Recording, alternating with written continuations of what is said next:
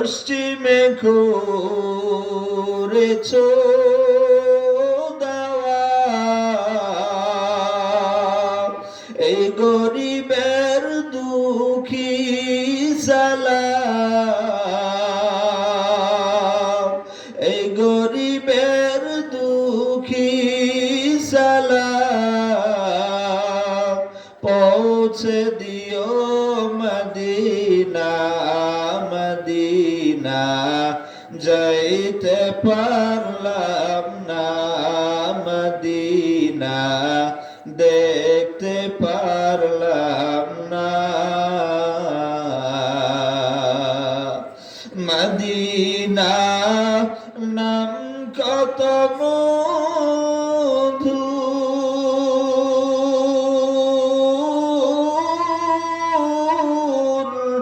Medina আর যে কত দূর।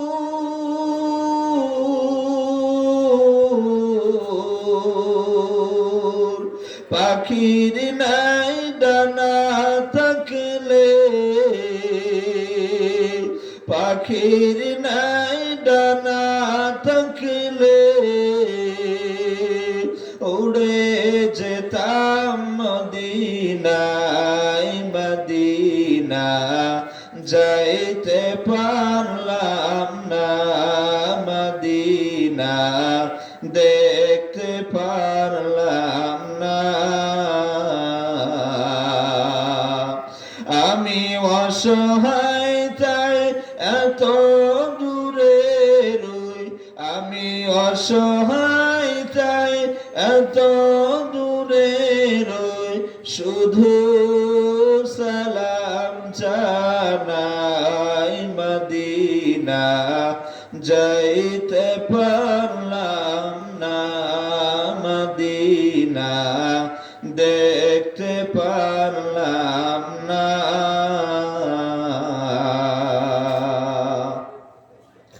কি বলেন, সোনার মক্কা মদিনায় যাইতে মন চায়? আরো জোরে বলেন, চাইতে মন চায়? আল্লাহ পাক আমাদের সবাইকে খানায় ঘর, আল্লাহ পাক রব্বুল আলামিনের ঘর খানায়ে কাবা, নবীজির রওজা মুবারক জিয়ারত করবার সবাইকে তৌফিক দান করুন, কবুল করুন, সকলে বলে আমিন। সম্মানিত হাজিরিন, আমার আগে অত্যন্ত চমৎকার কণ্ঠে অত্যন্ত চমৎকার আলোচনা করেছেন হযরতুল আল্লাম মাওলানা মুফতি আব্দুল্লাহ আল মামুন দামাত বারাকাতুহুমুল আলিয়া। দোয়া করি আল্লাহ পাক রব্বুল আলামিন হুজুর তার কথাগুলোকে আল্লাহ দিনের জন্য কবুল করে নিক, আল্লাহ তাকেও দিনের জন্য কবুল করে নিক। যা কিছু বলছেন সহি শুদ্ধ যতটুকুন কথা বলেছেন আল্লাহ পাক এই কথাগুলোর উপরে সকলকে আমল করবার তৌফিক দান করুন, আমিন। সম্মানিত হাজিরিন, আজকের মাহফিলের সভাপতি জনাব হযরতুল আল্লাম মাওলানা মোহাম্মদ কামরুল ইসলাম দামাত বারাকাতুহুমুল আলিয়া, পরিচালক মাহমুদিয়া নুরানি একাডেমি নারায়ণপুর শেরপুর, প্রধান অতিথি আলহাজ মোহাম্মদ হযরত আলী, প্রিয় অতিথি অধ্যক্ষ এবিএম মামুনুর রশিদ পলাশ সাহেব সহ আজকে আলোচনা করেছেন কারি মোহাম্মদ বায়াজিদ আল বুরহানি সাহেব সহ আজকের মাহফিলের বিশেষ অতিথি, আমন্ত্রিত অতিথিবৃন্দ এবং আমার সামনে যেই সমস্ত কলিজার টুকরা যুবক ভাইয়েরা আছেন, বাবার বয়সী মুরব্বীরা যারা আছেন, পর্দার অন্তরালে যেই সমস্ত মা বোনরা আছেন, বাতাতে গ্রিয়া যুব সমাজ ইসলামিক ফাউন্ডেশন এর উদ্যোগে আয়োজিত আজকের এই প্রথম বার্ষিক ইসলামী মহাসম্মিলন। এই সম্মিলন যে সমস্ত যুবক ভাই, যে সমস্ত আল্লাহর বান্দা আল্লাহর বান্দি যারা এই মাহফিলের জন্য টাকা পয়সা মেধা শ্রম দিয়ে যারা যেইভাবে সহযোগিতা করেছেন, সকলের প্রতি দোয়া এবং শুভকামনা রেখে মহান আল্লাহ পাক রব্বুল আলামিনের নিকট তৌফিক কামনা করে আমি আজকে আমার আলোচনা শুরু করতে যাচ্ছি। আল্লাহ পাক রব্বুল আলামিনের নিকট দোয়া চাই, আল্লাহ পাক রব্বুল আলামিনের নিকট তৌফিক কামনা করতেছি, আপনাদের নিকট দোয়া চাই। আল্লাহ যেন অতি অল্প সময়ের মধ্যে আমার জবান থেকে এমন কিছু কথা কোরআন ও হাদিসের আল্লাহ যেন বের করে দেয়, যে কথাগুলো আমার আপনার সকলের জন্য ইহজগৎ পরজগৎ উভয় জগতে কল্যাণ বয়ে আনে। আল্লাহ কবুল করে নেন, সকলে বলে আমিন। সম্মানিত হাজরিন, আমি আপনাদেরকে একটু জিজ্ঞাসা করব, আপনারা একটু জবাব দেবেন। যদি আমার প্রশ্নগুলো বুঝে থাকেন, উত্তরগুলো যদি আপনাদের থেকে থাকে, একটু মেহেরবানি করে জবাব দিবেন। আমরা আমাদের মা তাকে ভালোবাসি কি বাসি না? আমরা আমাদের বাবা তাকে ভালোবাসি কি বাসি না? আমরা আমাদের ভাই বোন তাদেরকে ভালোবাসি কি বাসি না? আমাদের স্ত্রী সন্তান তাদেরকে ভালোবাসি কি বাসি না? সম্মানিত হাজিরিন, আমাদের দাদা দাদি, নানা নানি, চাচা চাচি, খালা খালু, ফুফা ফুফি, আমাদের যত আত্মীয় স্বজন আছে তাদেরকে আমরা মহব্বত ভালোবাসি কি বাসি না? সম্মানিত হাজিরিন, আমরা আমাদের মাকে বাবাকে ভালোবাসি কেন? আল্লাহ পাক রব্বুল আলামিন মা বাবা তাদেরকে ভালোবাসতে বলেছেন, কথা বলেন ঠিক কিনা? আমরা আমাদের ভাই বোন তাদেরকে ভালোবাসি কেন? আল্লাহ পাক ভাই বোন তাদেরকে ভালোবাসতে বলেছেন, কথা বলেন ঠিক কিনা? আমরা আমাদের স্ত্রী সন্তান, আমাদের শ্বশুর শাশুড়ি, আমাদের আত্মীয় স্বজন, আমাদের বন্ধু বান্ধব, আমরা তাদেরকে মহব্বত করে থাকি কেন? আল্লাহ পাক রব্বুল আলামিন তাদেরকে মহব্বত করতে বলেছেন, কথা বলেন ঠিক কিনা? তবে হ্যাঁ, পবিত্র কোরআনের 9 নম্বর সূরা সূরাতুত তাওবার 36 নম্বর আয়াতের মধ্যে আল্লাহ পাক বলেন, উল, হে নবী আপনি ঈমানদার তাদেরকে ঘোষণা জানায়া দিন, ইন কানা আবাউকুম, যদি আপনি নবী ঈমানদার তাদের কাছে তাদের পিতা মাতা, ওয়া আবনাউকুম তাদের সন্তান সন্ততি, ওয়া ইখওয়ানুকুম ঈমানদার তাদের ভাই বোন, ওয়া আজওয়াজুকুম ঈমানদার তাদের স্ত্রীগণ, ওয়া আশিরতুকুম এবং নিকটাত্মীয়, ওয়া আমওয়ালুন ইকতারাফতুমুহা এবং ওই সম্পদ যা কষ্ট করে অর্জন করেছে, ওয়া তিজারাতুন তাখশাউনা কাসাদাহা এবং ওই ব্যবসা বাণিজ্য যেটা ধ্বংস হয়ে যাওয়ার আশঙ্কা করে, ওয়া মাসাকিনু তারদাউনাহা এবং ওই বাসস্থান ঘরবাড়ি যেটাকে তারা পছন্দ করে, আহাব্বা ইলাইকুম মিনাল্লাহি ওয়া রাসূলিহি এগুলো যদি আল্লাহ আল্লাহর রসুলের মহব্বতের চাইতে মহব্বত যদি বেশি না হয়, ওয়া জিহাদিন ফি সাবিলিহি আল্লাহর রাস্তায় জিহাদ করা এটা যদি তাদের নিকট পছন্দনীয় না হয়, ফাতারাব্বাসু তাহলে আপনি তাদেরকে ঘোষণা জানায় দিন, তারা যেন অপেক্ষা করে, হাত্তা ইয়াতিয়াল্লাহু বিআমরি আল্লাহর পক্ষ থেকে নির্দেশ নিয়ে আসা পর্যন্ত। ওয়াল্লাহু লা ইয়াহদিল কওমাল ফাসিকিন আল্লাহ পাক ফাসিক সম্প্রদায় তাদেরকে পছন্দ করেন না। তার মানে এই আয়াতের মধ্যে আল্লাহ পাক রব্বুল আলামিন বললেন, মা বাবা, সন্তান সন্ততি, ভাই বোন, স্ত্রী, মাল সম্পদ, ব্যবসা বাণিজ্য, ঘর বাড়ি, এই সব কিছুর চাইতে আল্লাহ আল্লাহ রসুলের মুহাব্বত দিলের মধ্যে বেশি থাকতে হবে, কথা বলেন ঠিক কিনা?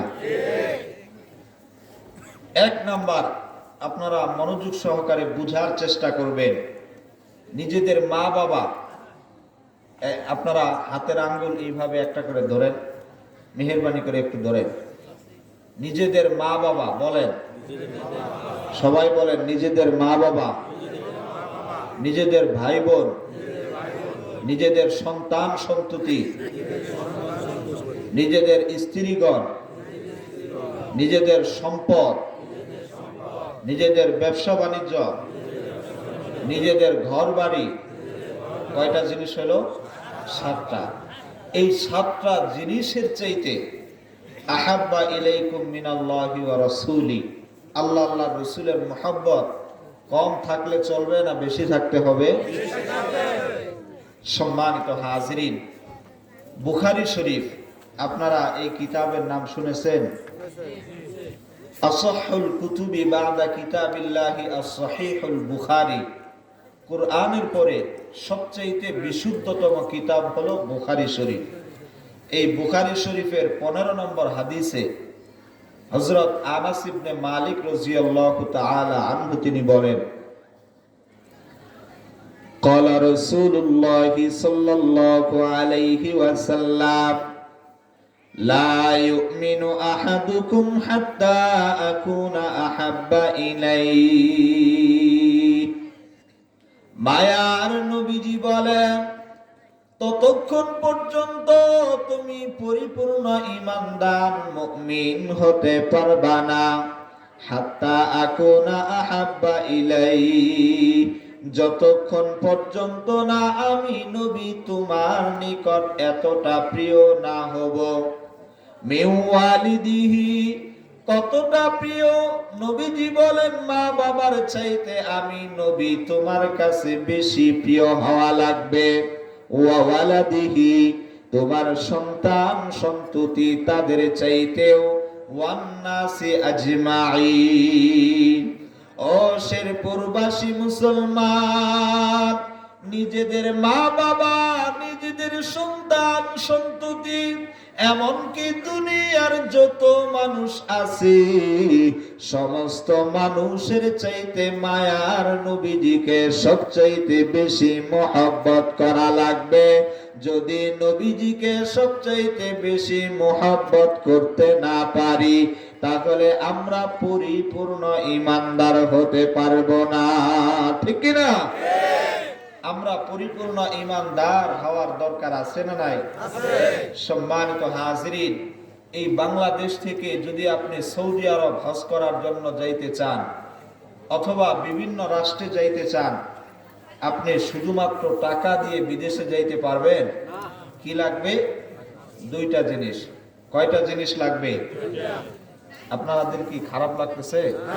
ইনশাআল্লাহ কোরআন হাদিস দিয়ে আলোচনা হবে, ভাল লাগবে, একটু মনোযোগ সহকারে শুধু শুনেন। বিদেশে যাওয়ার জন্য কয়টা জিনিস লাগে? দুইটা। এক নম্বরে পাসপোর্ট, দ্বিতীয় নম্বরে ভিসা। আমরা সকলেই জান্নাতে যাইতে চাই নাকি জাহান্নামে যাইতে চাই? জান্নাতে যাওয়ার জন্য কয়টা জিনিস লাগবে? সবাই বলেন কয়টা? আমরা এখানে সবাই জান্নাতে যাইতে চাই, তো জান্নাতে যাইতে চাই বললেই তো হবে না, কি কি লাগে সেগুলো জানার দরকার আছে না নাই? জান্নাতে যাওয়ার জন্য কয়টা জিনিস লাগে? দুইটা। কি কি? এক নম্বরে ঈমান। এক নম্বরে কি? ঈমান। সম্মানিত হাজিরিন, নবীজি বলতেছে পরিপূর্ণ ঈমানদার। তাহলে এই কথার সাথে ওই কথার মিল আছে না নাই? তো জান্নাতে যাওয়ার জন্য দুইটা জিনিস লাগে। এক নম্বরে ঈমান, দ্বিতীয় নম্বরে নেক আমল। দলিল সূরাতু বনী ইসরাঈল, এই সূরার 107 নম্বর আয়াত। আল্লাহ পাক বলেন, ইন্নাল্লাযীনা আমানু ওয়া আমিলুস সালিহাত কানাত লাহুম জান্নাতুল ফিরদাউসি নুজুলা। জান্নাতুল ফিরদাউস সবচেয়ে বড় জান্নাত। এই জান্নাতে যাওয়ার জন্য দুইটা জিনিস লাগে। এক নম্বরে কি? ঈমান। তো এখন ঈমান যদি আমাদের না থাকে, ঈমান যদি আমাদের পরিপূর্ণ না হয়, জান্নাতে যাওয়া সম্ভব হবে না। তো এই জন্য এক নম্বরে কি করা লাগবে? ঈমানকে পরিপূর্ণ করা লাগবে। কথা বলেন ঠিক কি না? ঈমানকে যদি আমরা পরিপূর্ণ করতে চাই, বুখারী শরীফের 15 নম্বর হাদিস, নিজের মা বাবা, নিজের সন্তান সন্ততি, এমনকি দুনিয়ার সব মানুষের চাইতে নবীজিকে বেশি মহব্বত করা লাগবে। কথা বলেন ঠিক কি না? এখন মা বাবা, নিজের সন্তান সন্ততি, দুনিয়ার সব কিছুর চাইতে নবীজিকে বেশি মহব্বত করলাম, কিন্তু নিজের জানের চাইতে নবীজিকে যদি বেশি মহব্বত না করি, তাহলে কি ঈমানদার হওয়া যাবে? নিজের জানের চাইতেও নবীজিকে বেশি মহব্বত করা লাগবে। ঠিক কি না? দলিল আছে না নাই? বুখারী শরীফের 6632 নম্বর হাদিস। কত নম্বর হাদিস বললাম? 6632 নম্বর হাদিস। وعن عبد الله بن هشام رضي الله تعالى عنه قال হযরত আব্দুল্লাহ ইবনে হিশাম রাদিয়াল্লাহু তাআলা আনহু বলেন কুন্না মা'আন নবী সাল্লাল্লাহু আলাইহি ওয়াসাল্লাম আমরা একবার মায়ার নবীজির সাথে ছিলাম। আপনারা যেমন আজকে আমার সাথে আছেন। হযরত আব্দুল্লাহ ইবনে হিশাম বলেন আমরা নবীজির সাথে ছিলাম। ওয়া হুয়া আখিযু বিয়াদি উমর ইবনুল খাত্তাব। মায়ার নবীজি হযরত ওমর ফারুক তার হাত ধরলেন। ফাকাল লাহু উমর ইয়া রাসূলুল্লাহ। হযরত ওমর তিনি মায়ার নবীজিকে ডাক দিয়ে বলেন আল্লাহর নবী লা আনতা আহাব্বু ইলাইয়া মিন কুল্লি শাইইন ইল্লা মিন নাফসি। ওগো নবীজি দুনিয়ার সব কিছুর চাইতে আমি আপনাকে বেশি মহব্বত করি, তবে আমার নিজের জানের চাইতে আমি আপনাকে বেশি মহব্বত করি না। فقال النبي صلى الله عليه وسلم لا। মায়ার নবীজি বলেন ওমর না না, তোমার ঈমান পরিপূর্ণ হয় নাই। হাত্তা আকুনা আহাব্বা ইলাইকা মিন নাফসিকা, যতক্ষণ পর্যন্ত তুমি তোমার নিজের জানের চাইতে আমি নবী আমাকে বেশি মহব্বত করতে না পারবা, ততক্ষণ পর্যন্ত তোমার ঈমান পরিপূর্ণ হবে না। ও শিরপুরবাসী মুসলমান, হযরত ওমর ফারুক রাদিয়াল্লাহু তাআলা আনহু বলেন ফাইন্নাহু আল-আন, ওগো নবীজি এখন আমি আপনাকে বলতেছি ওয়াল্লাহি আল্লাহর কসম করে বলি লা আনতা আহাব্বু ইলাইয়া মিন নাফসি। ওগো নবীজি আল্লাহর কসম করে বলতেছি এই মুহূর্ত থেকে আমি উমর আমার নিজের জানের চাইতেও আপনি নবী আপনাকে বেশি মহব্বত করি। আল্লাহু আকবার। আউলিয়ারা কারে উকবা ইখতিয়ার, জাহেলারা কারে দুনিয়া ইখতিয়ার। মাইলে মুমিন সোয়া মুমিন মিশাওয়ার, মাইলে কাফের সোয়া কাফের মিশাওয়ার। ও মুসলমান ইমানদার আল্লাহর গোলাম, ও পর্দার অন্তরালের মা, ও যুবক ভাই, ও বৃদ্ধ বাবাজি, আমরা যারা জান্নাতে যাইতে চাই, জান্নাতে যাওয়ার জন্য দুইটা জিনিস লাগবে। এক নম্বরে হলো ঈমান। ও মুসলমান, এই ঈমান আমরা আনয়ন করেছি আল্লাহর রাসূলের উপরে। এই ঈমানকে যদি আমি আপনি পরিপূর্ণ করতে চাই, নিজেদের মা বাবা, নিজেদের স্ত্রী সন্তান, নিজেদের ভাই বোন, এমনকি দুনিয়ার সব মানুষ, এমনকি নিজের জানের চাইতেও আল্লাহর রাসূল মায়ার নবীজিকে সব চাইতে বেশি মহব্বত করা লাগবে।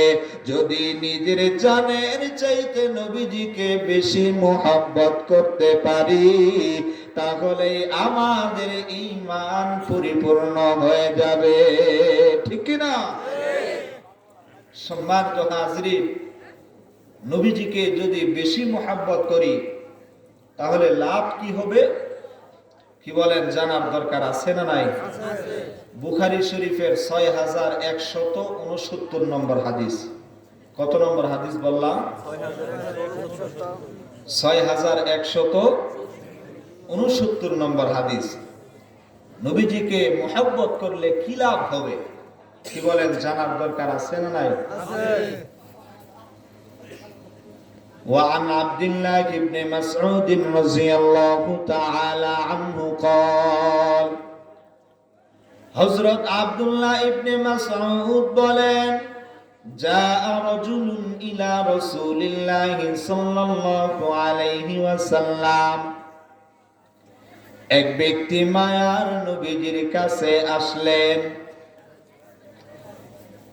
ফাকালা লাহু ইয়া রাসূলুল্লাহ, অতঃপর মায়ার নবীজিকে ওই সাহাবী জিজ্ঞাসা করলেন, কাইফা তাকুলু ফি কওমি রাজুলিন, কাইফা তাকুলু ফি রাজুলিন। মায়ার নবীজিকে জিজ্ঞাসা করলেন, ওগো নবীজি, ওই ব্যক্তির ব্যাপারে আপনি কি বলবেন? আহাব্বা কওমান ওয়া লাম ইয়ালহাক বিহিম, যে ব্যক্তি বলে আমি অমুক দল অমুক সম্প্রদায় তাদেরকে মহব্বত করি, কিন্তু আমল আমার ওই দল তাদের সমান হয় নাই, এই ব্যক্তির ব্যাপারে নবীজি আপনি কি বলবেন?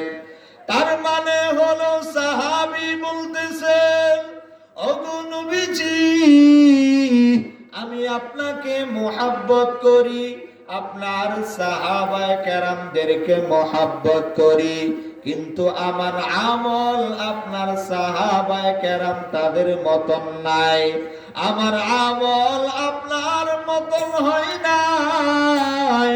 ওগো নবীজি, আপনি আমার ব্যাপারে কি বলবেন? মায়ার নবীজি বলেন, আল মারউ মা'a মান আহাব্বা। ও সাহাবী, তুমি খবর জানায়া লও, তুমি সুসংবাদ জানিয়া লও, তুমি দুনিয়ার মধ্যে যাকে মুহাব্বত করবা, হাসরের ময়দানে তার সাথে একই জায়গায় থাকবা। সুবহানাল্লাহ। বাংলাতে একটি প্রবাদ বাক্য আছে, যার সাথে যার মুহাব্বত, বলেন, তার সাথে তার কিয়ামত। সবাই বলেন, যার সাথে যার মুহাব্বত। আমি বলবো, যার সাথে যার মুহাব্বত, আপনারা বলেন। আমি বলবো, আপনারা এরপরে বলবেন, যার সাথে যার মুহাব্বত তার সাথে তার কিয়ামত। আমি বলবো, আপনারা বলবেন, যার সাথে যার মুহাব্বত। সবাই বলেন, যার সাথে যার মুহাব্বত, যার সাথে যার মুহাব্বত। মুসলমান ইমানদার, যদি আপনি এইরকম উলামায়ে কেরামদেরকে মহব্বত করতে পারেন, উলামায়ে কেরাম তাদের সাথে আপনার হাসর হবে। যদি আপনি মায়ার নবীকে মহব্বত করতে পারেন, সাহাবায়ে কেরামদেরকে মহব্বত করতে পারেন, নবী, সাহাবায়ে কেরাম, উলামায়ে কেরাম তাদের সাথে আপনার হাসর হবে। ও মুসলমান, দিলের কান লাগায়া শুনবেন, যদি আপনি বেনামাজি, সুদখোর, ঘুষখোর, যদি আপনি চোরের সাথে, ডাকাতের সাথে মুহাব্বত রাখেন, আপনি জানিয়া লন, ওই বেনামাজি, ওই চোর, ওই ডাকাত, ওই সুদখোর, ওই ঘুষখোর, তার সাথে আপনার হাসর হবে।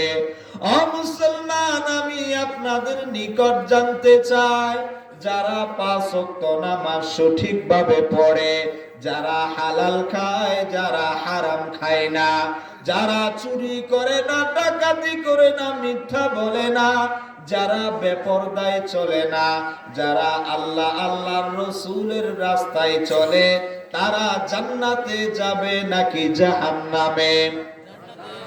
সবাই জবাব দিবেন, জান্নাতে নাকি জাহান্নামে? ও মুসলমান, অপর দিকে যারা নামাজ পড়ে না, রোজা রাখে না, সুদ খায়, ঘুষ খায়, চুরি করে, ডাকাতি করে, মিথ্যা বলে, তারা জান্নাতে যাবে নাকি জাহান্নামে যাবে? ও মুসলমান, তার মানে নামাজি সে জান্নাতে যাবে। যদি তার সাথে মুহাব্বত রাখেন, তাহলে আপনিও জান্নাতে যাইতে পারবেন। বেনামাজি সুদখোর ঘুষখোর সে জাহান্নামে যাবে। যদি আপনি তার সাথে মোহাব্বত রাখেন সে জাহান্নামে যাবে, আপনাকেও তার সাথে জাহান্নামে যাইতে হবে, ঠিক কি না? সুতরাং আমরা মোহাব্বত যাকে করব, দিনদার নেককার মানুষ, তাদেরকে মোহাব্বত করব, ঠিক কি না? আল হুব্বু ফিল্লাহ ওয়াল বুগযু ফিল্লাহ, অর্থাৎ যাকে মোহাব্বত করব তাকেও আল্লাহর জন্য করব, যার সাথে শত্রুতা আমি করব সেটাও কার জন্য? আল্লাহর জন্য। সম্মানিত হাজরিন, একটু মনোযোগ সহকারে বুঝার চেষ্টা করবেন। মুসলিম শরীফের কিতাবের নাম কি বললাম? মুসলিম শরীফ। বুখারী শরীফ এরপরের নাম কি? মুসলিম শরীফ। এই মুসলিম শরীফের 6606 নম্বর হাদিস, 6606 নম্বর হাদিস।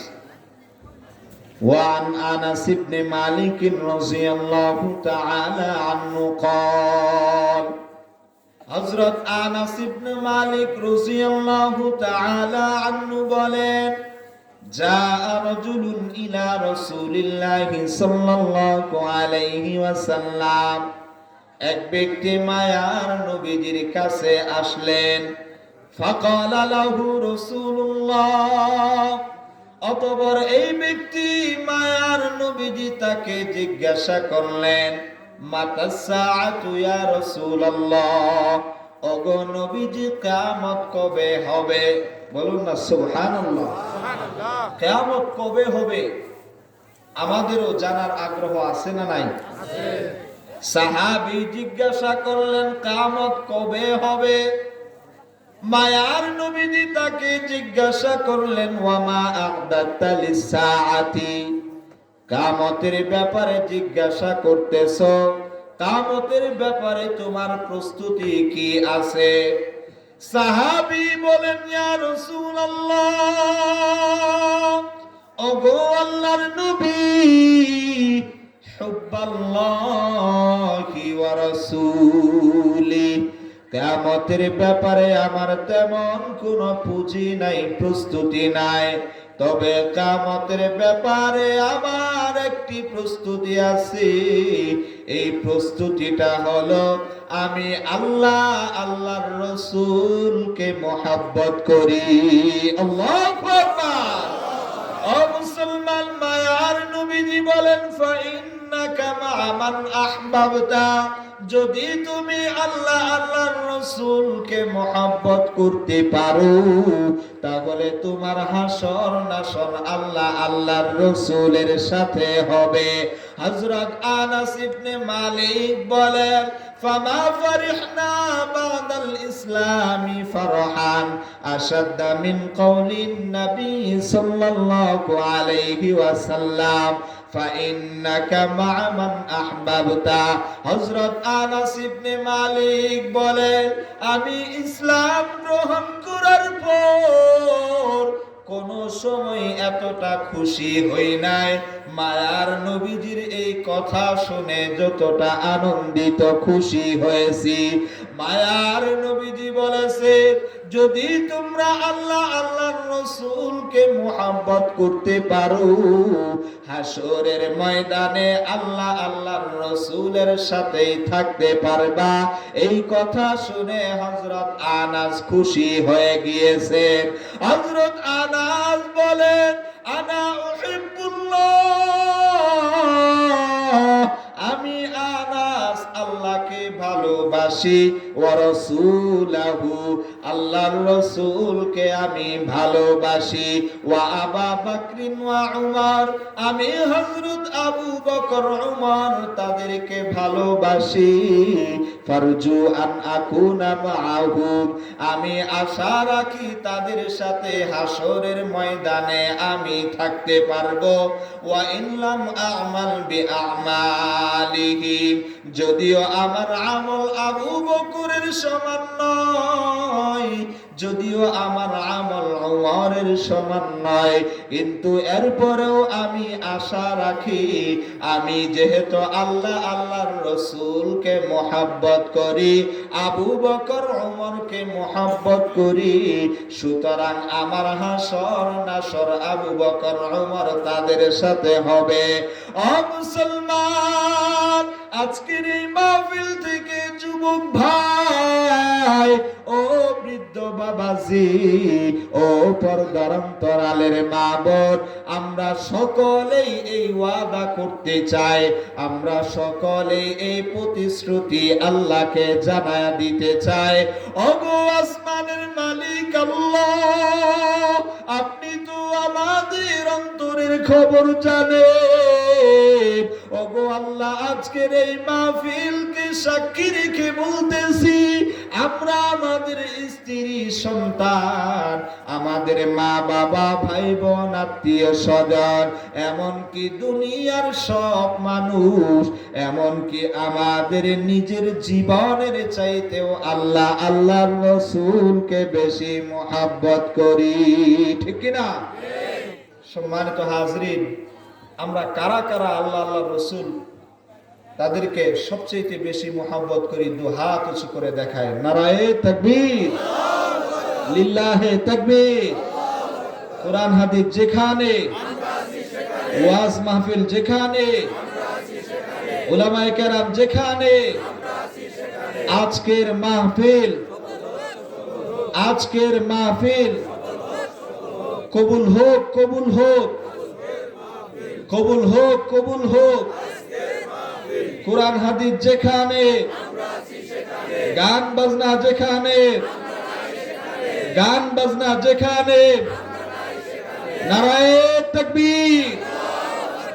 সম্মানিত হাজরিন, আমরা যে হাত উঠাইছি, আমাদের দুই পাশে ফেরেশতা আছে না নাই? আছে। কিরামান কাতিবিন। আমাদের দুই পাশে দুইজন ফেরেশতা আছে। আশা করা যায় তারা এই দৃশ্যটা ভিডিও করে রেখেছেন। হাসরের ময়দানে আল্লাহর সামনে যদি কবুল হয়ে যায়, তাহলে হতে পারে আমাদের এই হাত উঠানো, আজকের এই ওয়াদা দেওয়া আমাদের নাজাতের উসিলা হয়ে যাইতে পারে। কথা বলেন ঠিক কিনা? সম্মানিত হাজরিন, আল্লাহ রসুলের মুহাব্বত দিলের মধ্যে সবচেয়ে বেশি রাখার দরকার আছে না নাই? আছে। নবীজিকে আমরা কেন বেশি মুহাব্বত করব? নবীজিকে আমরা কেন বেশি মুহাব্বত করব? কারণ আছে না নাই? মুসলিম শরীফের 202 নম্বর হাদিস। কয় নম্বর হাদিস বললাম? আপনাদের খারাপ লাগতেছে? কোরআন হাদিস থেকে আলোচনা হইতেছে, শুনলে সওয়াব আছে না নাই? সওয়াবের দরকার আছে না নাই? মুসলিম শরীফের 202 নম্বর হাদিস। وعن عبد الله بن عمرو عن النبي صلى الله عليه وسلم قال, হযরত আব্দুল্লাহ ইবনে আমর রাদিয়াল্লাহু তাআলা আনহু বলেন, আন্নান নবী সাল্লাল্লাহু আলাইহি ওয়াসাল্লাম তালা কাওলাল্লাহি আযযা ওয়া জাল্লা ফি ইব্রাহিম। মায়ার নবীজি একদিন একটা আয়াত তিলাওয়াত করলেন, যে আয়াত পয়গম্বর ইব্রাহিম তিলাওয়াত করেছিলেন। রব্বি ইন্নাহুন্না আদলালনা কাসীরাম মিনান নাস ফামান তাবিআনি ফাইন্নাহু মিন্নি ওয়া মান আসানি ফাইন্নাকা গফুরুর রহিম। পয়গম্বর ইব্রাহিম তার উম্মতের জন্য আল্লাহর কাছে ক্ষমা চাইলেন। এই আয়াত মায়ার নবীজি তিলাওয়াত করলেন। এরপর মায়ার নবীজি আরেকটা আয়াত তিলাওয়াত করলেন। পয়গম্বর ঈসা যে আয়াত তিলাওয়াত করেছিলেন, মায়ার নবীজি বলেন, রব্বি ইন্নাহুন্না আদলালনা কাসীরাম মিনান নাস ইন তুআযিবহুম ফাইন্নাহুম ইবাদু। মায়ার নবীজি তিলাওয়াত করলেন, ওগো আল্লাহ, গুনাহগার তাদেরকে যদি আপনি শাস্তি দেন, ফাইন্নাহুম ইবাদুক, এই গুনাহগার তারা তো আপনারই বান্দা। ওয়া ইন তাগফির লাহুম, আর যদি গুনাহগার তাদেরকে আপনি ক্ষমা করে দেন, ফাইন্নাকা আনতাল আজিজুল হাকীম, ক্ষমা করে দেওয়ার ক্ষমতা, ক্ষমা করে দেওয়ার গুণ তো আপনার আছে। তার মানে মায়ার নবীজি আমার আপনার জন্য আল্লাহর কাছে ক্ষমা চাইলেন। ফারাফা ইয়াদাইহি, এই দুইটা আয়াত তিলাওয়াত করার পর নবীজি দুইখানা হাত আসমানের দিকে উঠাইলেন। ওয়াকালা, এরপর মায়ার নবীজি বললেন, আল্লাহুম্মা উম্মতি উম্মতি। মায়ার নবীজি বলেন, আল্লাহ আমার উম্মত, আমার উম্মত। আল্লাহু আকবার। এই বলে মায়ার নবীজি ওয়াবাকা, আসমানের দিকে দুইখানা হাত উঠায়া চোখের পানি ফেলাইতে লাগলেন। আল্লাহ পাক রব্বুল আলামিনের দরবারে দোয়া করতে লাগলেন। আল্লাহ পাক রব্বুল আলামিনের কুদরতি দিলের মধ্যে মায়া লেগে গেল। আল্লাহ পাক বললেন, ইয়া জিবরিল, ওগো জিবরাইল, ইযহাব ইলা মুহাম্মদ, জিবরাইল তুমি তাড়াতাড়ি আমার বন্ধু মুহাম্মদ তার কাছে যাও। ওয়া রাব্বুকা আ'লামু ফাসালহু মা ইউবকিকা, আল্লাহ জানেন নবীজি কেন কাঁদতেছেন। এরপরও জিবরাইল আমিনকে পাঠাইলেন নবীজিকে জিজ্ঞাসা করার জন্য নবীজি কেন কাঁদেন। ফাসাআলাহু ফাআতাহু জিবরিল আলাইহিস সালাম, জিবরাইল আমিন মায়ার নবীজির কাছে আসলেন। ফাসাআলাহু, জিবরাইল আমিন নবীজিকে জিজ্ঞাসা করলেন, আপনি কেন কাঁদতেছেন? ফাআখবারাহু রাসূলুল্লাহ সাল্লাল্লাহু আলাইহি ওয়াসাল্লাম বিমা ক্বালা, মায়ার নবীজি জিবরাইল আমিনকে বললেন, ওগো জিবরাইল, আমার উম্মত, আমার উম্মত, আমার উম্মত তো গুনাহ করেছে। আবার গুনাহগার উম্মত, তাদের কি অবস্থা হবে? কিয়ামত পর্যন্ত আমার উম্মত দুনিয়াতে আসবে, এই উম্মত তারা গুনাহ নিয়ে খবরে যাইবে, এই উম্মত তাদের কি অবস্থা হবে? এই বলে মায়ার নবীজি জিবরাইল আমিনকে বলতে লাগলেন। এই কথা শোনার পর জিবরাইল আমিন যখন আবার আল্লাহর কাছে জানায়া দিলেন, আল্লাহ পাক বললেন, ইয়া জিবরিল ইযহাব ইলা মুহাম্মদ, ওগো জিবরাইল তুমি আমার বন্ধু মুহাম্মদ তার কাছে যাও। ফাকুল, এরপর তুমি আমার বন্ধু মুহাম্মদ তাকে জানায়া দাও, ইন্না সানুরদিকা ফি উম্মাতিকা ওয়ালা নাসুকা, ওগো নবীজি আপনি চোখের পানি ফেলানোর দরকার নাই, আপনার উম্মতের ব্যাপারে আমি আল্লাহ আপনাকে খুশি করব, আমি আল্লাহ আপনাকে বেজার করব না। সুবহানাল্লাহ। সম্মানিত হাজরিন, আল্লাহ পাক নবীজিকে সুসংবাদ জানাইলেন, আপনার উম্মতের ব্যাপারে আপনি টেনশন নিয়েন না, ইন্না সানুরদিকা ফি উম্মাতিকা ওয়ালা নাসুউকা, আমি আপনার উম্মতের ব্যাপারে আপনাকে এমন কিছু দান করব যেটা পেয়ে আপনি খুশি হয়ে যাবেন। সুবহানাল্লাহ। সম্মানিত হাজরিন, মায়ার নবীজি আমাদের জন্য দোয়া করতেন, কথা বলেন ঠিক কিনা? এই হাদিসের মাধ্যমে আমরা জানতে পারলাম নবীজি আমাদের জন্য কি করতেন? দোয়া করতেন। নবীজি আমাদের জন্য কয়বার দোয়া করেছেন? কি বলেন, জানার দরকার আছে না নাই? কি বলেন, জানার দরকার আছে না নাই? জান্নাতি লোকদের সংখ্যা কম হবে না বেশি হবে? কি বলেন, আমরা দুনিয়াতে মানুষের অভাব নাই, এই মানুষের মধ্যে জান্নাতে যাবে এদের সংখ্যা কম না জাহান্নামীদের সংখ্যা কম? কোনটা? জাহান্নামে মানুষ বেশি যাবে না জান্নাতে মানুষ বেশি যাবে? কোনটা? জাহান্নামে। জাহান্নামের সংখ্যা কি বেশি? আমরা এখানে যারা ওয়াজ শুনতেছি করতেছি আমাদের সংখ্যাও কি কম। সম্মানিত হাজিরিন, এই কম মানে বিষয়টা হলো জান্নাতে সবাই যাইতে পারবে না। জাহান্নামে যেমন মানুষ বেশি যাবে, এই যে ওয়াজ মাহফিল বরকতের জায়গা, এখানে সবাই বসে থাকতে পারে না, কোরআন হাদিস সবাই শুনতে পারে না। যারা শুনতেছেন বাবাজিরা, যুবক ভাই, আমি আপনাদেরকে বলবো, পায়ে হাত দিয়ে বলবো, আজকের এই মাহফিল থেকে একটা যুবক, একটা বৃদ্ধ বাবাজি অথবা পর্দার অন্তরালের একটা মাও যদি হেদায়েত নিয়ে যায়, আল্লাহ আল্লাহ রসুলের মোহাব্বত যদি দিলের মধ্যে পায়দা করতে পারে, হাজার মানুষ লাগবে না, একজন মানুষ হেদায়েত হয়ে গেলে এই মাহফিল সফল হওয়ার জন্য, এই মাহফিল এটা কবুল হওয়ার জন্য যথেষ্ট। কথা বলেন ঠিক কিনা? সম্মানিত হাজিরিন, মায়ার নবীজি সাল্লাল্লাহু আলাইহি ওয়াসাল্লাম আমাদের জন্য দোয়া করতেন। হাদিসটা আপনাদেরকে শোনাই। সহিহু ইবনে হিব্বান, কি কিতাব বললাম? সহিহু ইবনে হিব্বান। এই কিতাবের ৭১১১ নম্বর হাদিস। কত নম্বর হাদিস বললাম?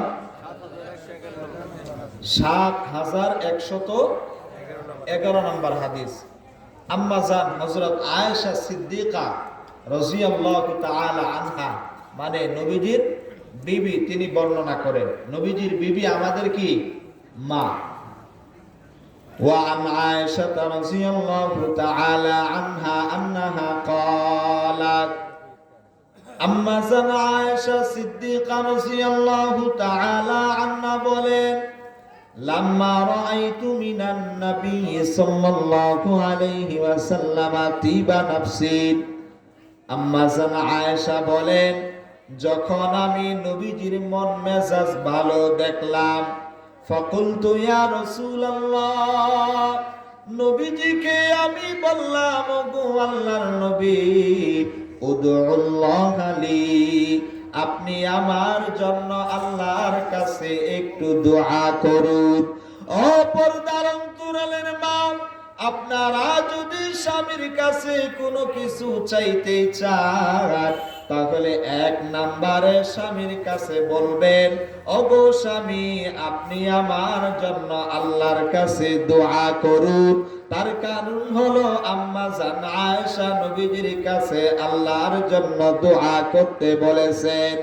ও মুসলমান, মায়ার নবীজি আম্মা জান আয়েশা তার জন্য দোয়া করলেন, আল্লাহুম্মা গফির লি আয়েশা। মায়ার নবীজি বলেন, আল্লাহ, আপনি আমার আয়েশা তার গুনাহগুলোকে ক্ষমা করে দেন। আল্লাহু আকবার। মা তাকদ্দামা মিন যামবিহা ওয়া মা তাআখার, আয়েশা তার পিছনের সামনের গুনাহগুলোকে আপনি মাফ করে দেন। মা আসাররাত ওয়া মা আ'লানাত, আয়েশা তার প্রকাশের গুনাহ, গোপনের গুনাহগুলোকে আপনি ক্ষমা করে দেন। ও মুসলমান, فضحكت عائشة حتى سقط رأسها في حجرها من الضحك। আম্মা জান আয়েশা নবীজির দোয়া শুনে হাসা শুরু করে দিলেন। এক পর্যায়ে হাসতে হাসতে আম্মা জান আয়েশা তার কপালটা এই কুলের সাথে মিশে গেল, কপালটা এই উরুর সাথে ঝুঁকে গেল। মায়ার নবীজি বললেন, ইয়া আয়েশা, আয়াসুরুকি দুআই, আমি তোমার জন্য দোয়া করলাম, আমার দোয়া তোমাকে আনন্দিত করে নাকি? আম্মা জান আয়েশা বলেন, ইয়া রাসূলুল্লাহ, ওয়া মালি লা ইয়াসুরুনি দুআউকা।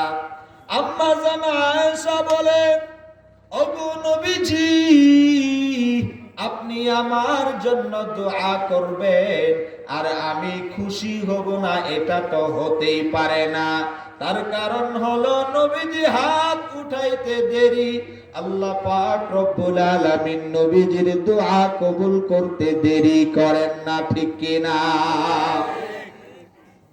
হযরত আয়েশা তিনি খুশি হয়ে গিয়েছেন, নবীজি তার জন্য দোয়া করেছে। কি দোয়া? আল্লাহুম্মা গফির লি আয়েশা মা তাকদ্দামা মিন যামবিহা ওয়া মা তাআখার। নবীজি দোয়া করেছেন, আল্লাহ আপনি আয়েশার পিছনের সামনের প্রকাশ্য গোপনের সব গুনাহগুলোকে ক্ষমা করে দেন। সুবহানাল্লাহ।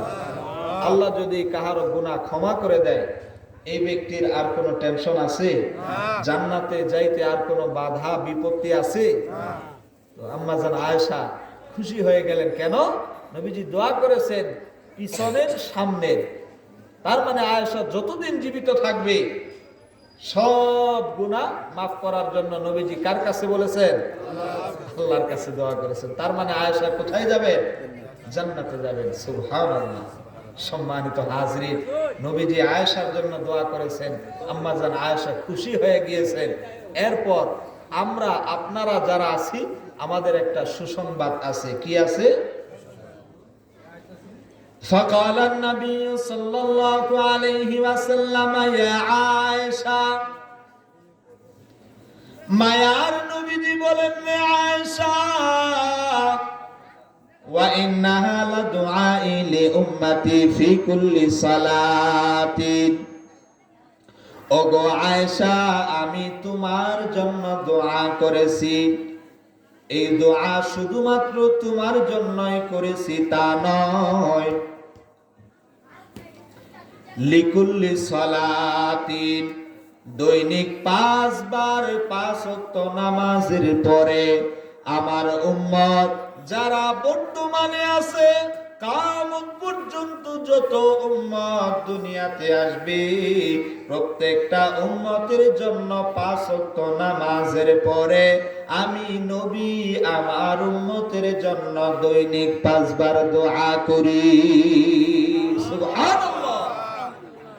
মায়ার নবীজি, আমি আপনি 1500 বছর পরে আসছি, কিন্তু আমার আপনার জন্য নবীজি 1400 বছর আগেই মায়ার নবীজি আমার আপনার গুনাহের জন্য আল্লাহর কাছে দোয়া করেছেন, ক্ষমা চেয়েছেন। সুবহানাল্লাহ। সম্মানিত হাজরিন, মুসলিম শরীফের 199 নম্বর হাদিস। এই হাদিসের মধ্যে আছে প্রত্যেকটা নবীকে আল্লাহ পাক রব্বুল আলামিন একটা স্পেশাল দোয়া করার অনুমতি দিয়েছিলেন। অর্থাৎ এই দোয়া আল্লাহ পাক রব্বুল আলামিন নবীদেরকে দিয়েছেন, এই দোয়া করতে দেরি হবে, কবুল করতে আল্লাহ দেরি করবেন না। তো নবীজি সাল্লাল্লাহু আলাইহি ওয়াসাল্লামকে আল্লাহ পাক এই স্পেশাল দোয়ার অনুমতি দিয়েছিলেন। নূহ আলাইহিস সালাম তিনি এই দোয়া দুনিয়াতেই করে শেষ করে দিয়েছেন। রব্বি লা তাযার আলাল আরদি মিনাল কাফিরিনা দাইয়ারা। হযরত নূহ আলাইহিস সালাম আল্লাহর কাছে দোয়া করেছেন, আল্লাহ শত শত বছর আমার উম্মত তাদেরকে কোরআন হাদিসের জন্য দোয়া করলাম, দ্বীনের পথে দাওয়াত দিলাম, কিন্তু তারা যেহেতু গ্রহণ করে নাই, সুতরাং আপনি তাদেরকে ধ্বংস করে দেন। নূহ আলাইহিস সালাম তিনি দোয়া করেছেন, আল্লাহ পাক তার দোয়া কবুল করে তার উম্মত তাদেরকে ধ্বংস করে দিয়েছিলেন, ঠিক কি না? পয়গম্বর সুলাইমান তিনি আল্লাহর কাছে দোয়া করেছিলেন, রব্বি হাবলি মুলকাল লা ইয়ানবাগি লি আহাদিন মিন বাদি। ওগো আল্লাহ, আমাকে এমন রাজত্ব দান করবেন যে রাজত্ব আর কাউকে আপনি দেন নাই। পয়গম্বর সুলাইমান তার দোয়া আল্লাহ কবুল করেছেন। সুলাইমান আলাইহিস সালামকে আল্লাহ এমন রাজত্ব দিয়েছিলেন, মুহূর্তের মধ্যেই 1 মাসের রাস্তা তিনি অতিক্রম করতে পারতেন। সুবহানাল্লাহ। দুনিয়ার মধ্যে এমন কোন যন্ত্র এখনো আবিষ্কার হয় নাই যে 1 সেকেন্ডের মধ্যে 1 মাসের রাস্তা অতিক্রম করতে পারে। পয়গম্বর সুলাইমানকে আল্লাহ পাক এমন রাজত্ব দিয়েছিলেন। তো অন্যান্য সমস্ত নবীরাই আল্লাহর কাছে ওই স্পেশাল দোয়া আল্লাহর কাছে করেছেন, আল্লাহ কবুল করেছেন। আর কোন নবী স্পেশাল দোয়া আল্লাহর কাছে করতে পারবে না। তবে হ্যাঁ, মুসলিম শরীফের 199 নম্বর হাদিসের মধ্যে হযরত আবু হুরায়রা বলেন, ক্বালা রাসূলুল্লাহ সাল্লাল্লাহু আলাইহি ওয়াসাল্লাম, মায়ার নবীজি বলেন, লিকুল্লি নাবিয়্যিন দাওয়াতুন মুস্তাজাবাতুন ইয়াদউ বিহা ফায়ুস্তাজাবু লাহু ফায়ুতাহা। মায়ার নবীজি বলেন, সমস্ত নবীদেরকে আল্লাহ পাক একটা বিশেষ দোয়ার অনুমতি দিয়েছিলেন। সমস্ত নবীরাই আল্লাহর কাছে দোয়া করেছেন, ফায়ুতাহা, আল্লাহ পাক সমস্ত নবীদের দোয়াকে আল্লাহ কবুল করেছেন। ওয়া ইন্নী ইখতাবাতু দাওয়াতি শাফাআতান লি উম্মতি ইয়াউমাল কিয়ামাহ। আমি আল্লাহ পাক রব্বুল আলামিনের নিকট ওই দোয়াটা রিজার্ভ করে রেখেছি, ওই দোয়াটা আল্লাহর কাছে জমা করে রেখেছি। আমি ওই দোয়াটা কিয়ামতের ময়দানে আল্লাহর কাছে করব। আল্লাহ পাক রব্বুল আলামিনের কাছে আমার উম্মতের জন্য, আমার উম্মতের সুপারিশের জন্য করব। ওই দোয়া আল্লাহ পাক রব্বুল আলামিন আমার উম্মতের সুপারিশের ব্যাপারে কবুল করবে। সুবহানাল্লাহ। সম্মানিত হাজিরিন, নবীজি আমাদের জন্য সুপারিশ করবেন, কবুল করবেন কে? আল্লাহ। আমাদের জন্য সুপারিশের দরকার আছে না নাই? আছে। সম্মানিত হাজিরিন, কবরে গেলে, বিপদে পড়লে দুনিয়ার কোনো মানুষ থাকবে? নবীজি কবরে আছে না নাই? আছে। ফুলসিরাতের রাস্তায় দুনিয়ার কোনো মানুষ আমাদের সাথী থাকবে? ফুলসিরাতে নবী আছে না নাই? আছে। মিজানের পাল্লায় নবীজি আছেন না নাই? আছে। হাউজে কাউসারে নবীজি আছেন না নাই? আছে। হাসরের ময়দানে নবীজি আছেন না নাই? আছে। সব জায়গাতে আমার আপনার বিপদ হলে মায়ার নবীজি আমাদের সাথে থাকবেন। সুবহানাল্লাহ। সুতরাং এই নবীকে মুহাব্বত করার দরকার আছে না নাই? সম্মানিত হাজিরিন, নবীজি আল্লাহর কাছে কি দোয়া করবেন, কি দোয়া আল্লাহ কবুল করবেন? বুখারী শরীফের মধ্যে আসছে 4712 নম্বর হাদিস। আলোচনা শেষ করে দিব, দোয়া করে দিব, কথাটা শেষ করতেছি, আপনারা একটু মনোযোগ সহকারে শুনবেন। হযরত আবু হুরায়রা রাদিয়াল্লাহু তাআলা আনহু বলেন, হাসরের ময়দানটা তামা হয়ে যাবে। এই যে আমরা মাটি দেখতেছি, এই মাটি হাসরের ময়দানে কি থাকবে না? মাটি থাকবে না। এই মাটি কি হয়ে যাবে? তামা হয়ে যাবে। এই যে সূর্য, যেটা দুনিয়ার চাইতে 13 লক্ষ গুণ বড়, সূর্য যেটা 9,30,00,000 মাইল উপরে, এটা মাতার কাছে চলে আসবে, ঠিক কিনা? যার কারণে ওই হাসরবাসী ঘামতে ঘামতে, কাহারো ঘাম হাঁটু পর্যন্ত, কাহারো ঘাম মাজা পর্যন্ত, কাহারো ঘাম মুখ পর্যন্ত, নাক পর্যন্ত হয়ে যাবে, ঠিক কিনা? এমন বিপদে হাসরবাসী আমরা পড়ে যাব। সেই সময় পৃথিবীর শুরু লগ্ন থেকে নিয়ে কিয়ামত পর্যন্ত যত মানুষ দুনিয়াতে আসছিল, সবাই মিলে পয়গম্বর আদম তার কাছে যাবেন, গিয়ে বলবেন, ওহে আমাদের আদি পিতা আদম, আপনার কাছে আমরা আসছি, আপনি আল্লাহকে একটু বলুন, আল্লাহ যেন জান্নাত জাহান্নাম যেটাই দেখ না কেন, বিচার যেন তাড়াতাড়ি শুরু করে। হযরত আদম আলাইহিস সালাম তিনি ফিরাইয়া দিবেন, বলবেন, আজকে আমার পক্ষে সম্ভব। হাসরবাসী পয়গম্বর ইব্রাহিমের কাছে যাবে, পয়গম্বর ইব্রাহিম তিনি ফেরত দিয়ে দিবেন। হাসরবাসী পয়গম্বর মুসার কাছে যাবেন, মুসা আলাইহিস সালাম ফেরত দিবেন। হাসরবাসী পয়গম্বর ইদ্রিস, পয়গম্বর সুলাইমান, পয়গম্বর নূহ, পয়গম্বর শীশ, পয়গম্বর দাউদ, এমনি এমনি করে সমস্ত নবী রাসূলদের কাছে যাবেন। সর্বশেষ হাসরবাসী পয়গম্বর ঈসা তার কাছে যাবেন। পয়গম্বর ঈসা ডাক দিয়া বলবেন, হাসরবাসী, আজকে আমিও সুপারিশ করতে পারবো না, আল্লাহর কাছে বলতে পারবো না। আপনারা শেষ নবী, নবী মুহাম্মদুর রাসূলুল্লাহ সাল্লাল্লাহু আলাইহি ওয়াসাল্লাম তার কাছে আপনারা যান। আজকে যদি আল্লাহর কাছে কেউ সুপারিশ করতে পারে, এক নম্বরে নবীজি সুপারিশ করতে পারবেন, নবীজি ছাড়া আর কেউ সুপারিশ করতে পারবে না। পয়গম্বর ঈসা তার কথা শুনে হাসরবাসী সবাই মিলে আমার আপনার মায়ার নবীর কাছে যখন সবাই যাবে, মায়ার নবীজিকে আমরা গিয়ে দেখতে পারবো। মায়ার নবীজি আল্লাহর দরবারে সিজদা অবস্থায় পড়ে রয়েছে। ও মুসলমান, দীর্ঘক্ষণ সিজদা করতেছেন। আল্লাহ পাক রব্বুল আলামিন ডাক দিয়ে বলবেন, ইয়া মুহাম্মদ, ওগো পয়গম্বর মুহাম্মদ, ইরফা রাসাক, আপনি আপনার মাথা মুবারক উঠান। ওয়াশফা তুশাফা, আপনি যা সুপারিশ করার করেন আমি কবুল করব।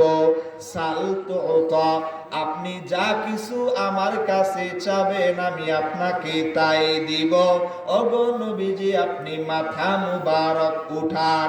ও মুসলমান, আল্লাহ পাক যখন মায়ার নবীকে সুপারিশ করার অনুমতি দিবেন, আল্লাহ পাক যখন নবীজিকে চাওয়ার অনুমতি দিবেন, নবীজি বলেন আরফাউ রাসি, আমি আমার মাথা মুবারক সিজদা থেকে উঠাবো।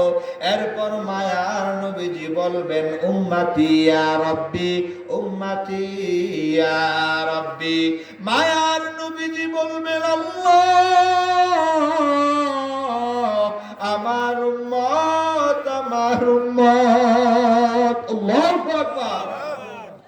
সম্মানিত হাজরিন, নবীজি সেই সময় আমাকে আপনাকে ভুলবেন না, উম্মত উম্মত বলে নবীজি আল্লাহর দরবারে কাঁদতে থাকবেন। আল্লাহ পাক নবীজিকে বলবেন, আদখিল মিন উম্মাতিকা মান লা হিসাবা আলাইহিম মিনাল বাবিল আইমানি মিন আবওয়াবিল জান্নাহ।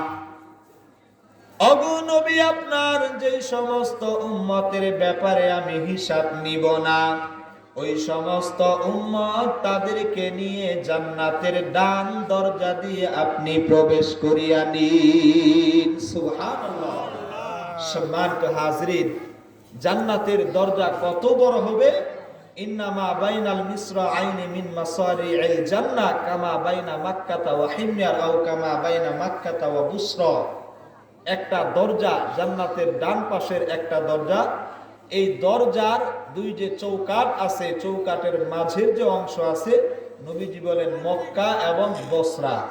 তার মানে এক দেশ থেকে আরেক দেশের দূরত্ব যত বেশি, জান্নাতের দরজার মাঝখানের অংশের দূরত্ব এতটা বেশি হবে। সুবহানাল্লাহ। এই দরজা দিয়ে নবীজি তার উম্মত তাদেরকে জান্নাতে পৌঁছায় দিবেন। সুবহানাল্লাহ।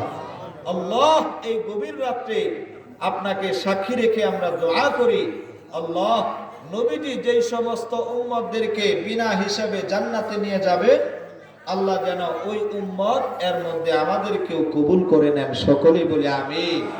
সম্মানিত হাজরিন, যে নবী কবরে আমাদেরকে ভুলবেন না, হাসরের ময়দানে ফুলসিরাতে মিজানের পাল্লায় যে নবী হাউজে কাউসারে আমাদেরকে ভুলবেন না, যে নবী জান্নাতে যাওয়ার সময়ও আমাদেরকে ভুলবেন না, ওই নবীর মুহাব্বত অন্তরের মধ্যে লালন করার দরকার আছে না নাই? পবিত্র কুরআনের 26 নম্বর সূরা সূরাতুশ শুআরা, পবিত্র কুরআনের 18 নম্বর সূরা সূরাতুল কাহাফ এর 6 নম্বর আয়াতের মধ্যে আল্লাহ পাক বলেন, ফালা আল্লাকা বাখিউন নাফসাকা আলা আসারিহিম ইল্লাম ইউমিনু বিহাদাল হাদিসি আসাফা। অর্থাৎ কাফেররা যখন ঈমান আনতেছে না নবীজির কথায়, নবীজি এতটা ব্যথায় ব্যতীত হইতেছেন, বাখিউন নাফসাকা, কেমন যেন নবীজি তার জীবনটাকে শেষ করে দিবে, এতটা আফসোস করতেছেন। আল্লাহ পাক বলতেছেন, হে নবী, এতটা আফসোস করার আপনার দরকার নাই। ইয়া আইয়ুহার রাসূল, ইয়া আইয়ুহার রাসূল বাল্লিগ মা উনজিলা ইলাইকা মির রাব্বিক।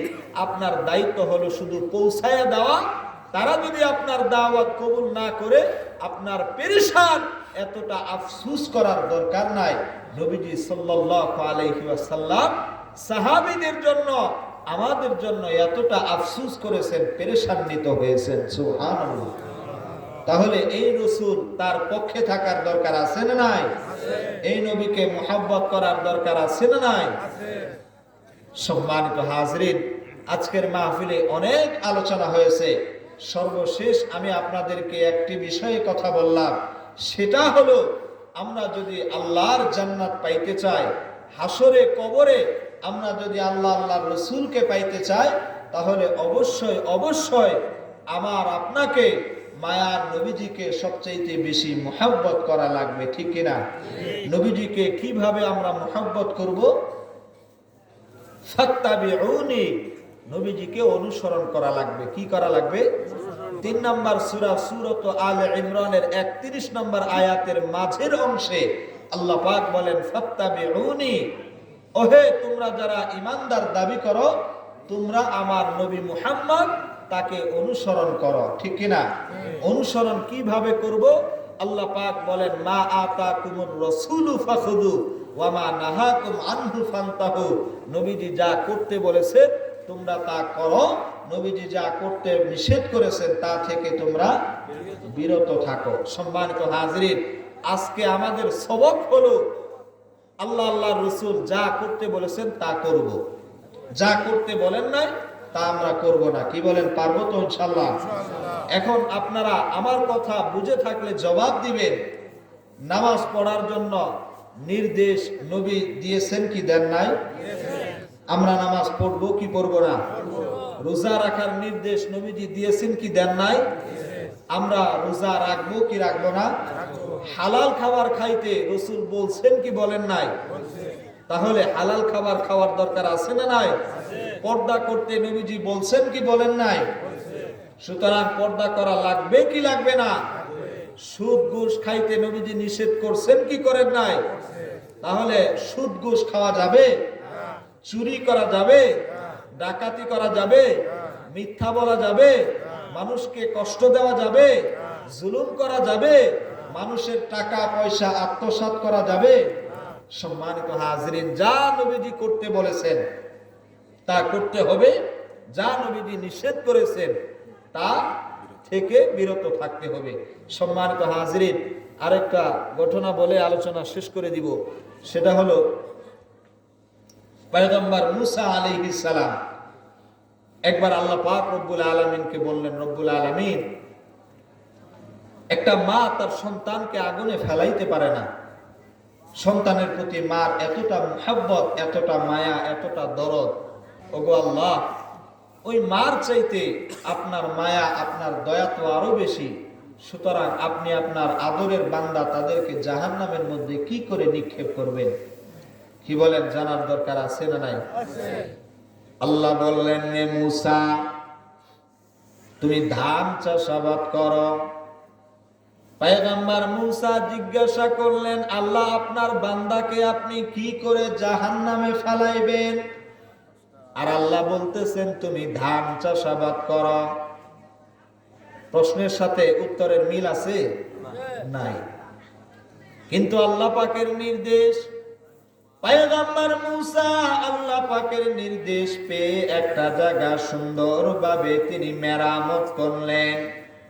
ওই জায়গা পরিষ্কার করে ধান লাগানোর মতন উপযুক্ত করে তুললেন। এরপর ওই জায়গাতে পয়গম্বর মুসা ধান রোপণ করে দিলেন।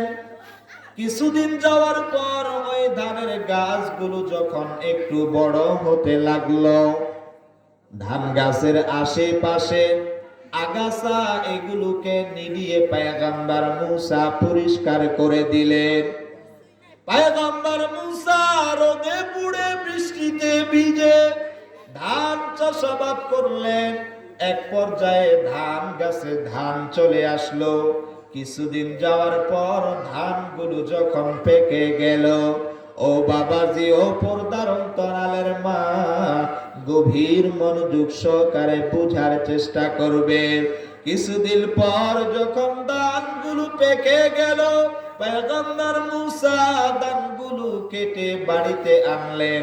ধানগুলো মাড়াই করে পয়গম্বর মুসা ধানগুলো ঘরের মাচায় তিনি জমা রাখলেন।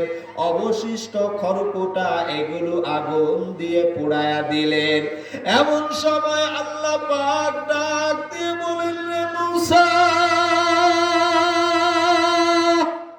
ও মুসা, খরকুটা আপনার কেমন কাজ? রৌদ্রে পুড়ে বৃষ্টিতে ভিজে আপনি ধান চাষাবাদ করলেন, আবার এই ধানগুলোকে আপনি বাড়িতে মাড়াই করে ধানগুলো গড়ে জমা রাখলেন, আর খড়কুটা এগুলো আগুন দিয়ে পোড়াইলেন। তার কারণ কি? পয়গম্বর মুসা ডাক দিয়ে বলেন, রব্বুল আলামিন, ধান চাষাবাদ করার সময় আমার উদ্দেশ্য ছিল ধান, আমার উদ্দেশ্য খড়কুটা এগুলো ছিল না। সুতরাং আমার উদ্দেশ্য অনুযায়ী ধানগুলোকে আমি ঘরের মাচায় জমা রেখেছি। যেহেতু খড়কুটা এগুলো আমার উদ্দেশ্য ছিল না, এই জন্য খড়কুটা এগুলোকে আগুন দিয়ে পুড়িয়ে দিয়েছি। আল্লাহ পাক ডাক দিয়ে বলেন, রে পয়গম্বর মুসা, ধান চাষাবাদ করার ক্ষেত্রে আপনার উদ্দেশ্য যেমন ধান, ঠিক আমি আল্লাহ আমার বান্দাদেরকে দুনিয়াতে পাঠাইছি।